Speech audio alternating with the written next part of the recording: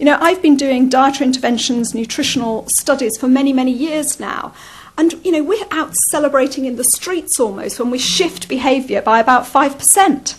And here we've got huge changes in the purchasing of some products relative to others, suggesting that people do notice the labels and are then making important decisions, at least within a category, comparing product A with product B and making some change.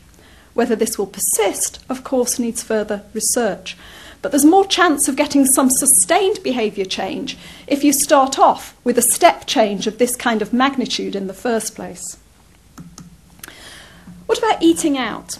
Arguably, in the eating out context, you have a whole different set of parameters going on, and so labelling might work rather differently. Here we've got some experience to call upon from the New York experiment, if you like, where calorie labelling has been mandated in chain restaurants.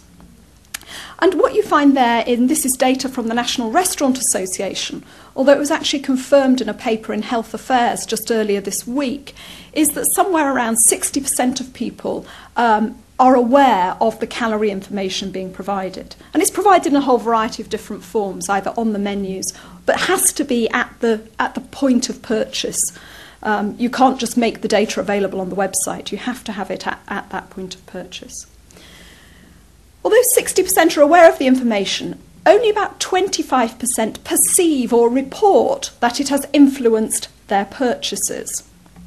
90% in this survey said they were quite surprised at the calorie content of some items, and certainly even I've been shocked when I've discovered that some muffins can genuinely contain 500 or even 600 calories.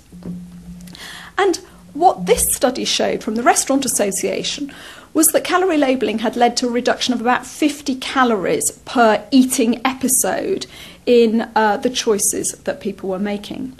I have to say the paper in Health Affairs this week found no significant impact on people's purchasing habits whatsoever. And interestingly, they said they thought that was because actually the population they had surveyed, over half of them, their highest level of education was a high school qualification. So it was a relatively low-educated sample.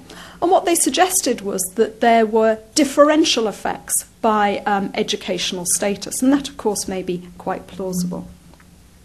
So I think what we have is people are aware this labelling is there. Some people, not many, but some people are actively looking for it. People perceive it impacts on their behaviour. But the evidence of whether we really do get behaviour changed is currently very mixed and inconsistent. And that's at least in part because this kind of research is so very, very difficult to do in a reliable way.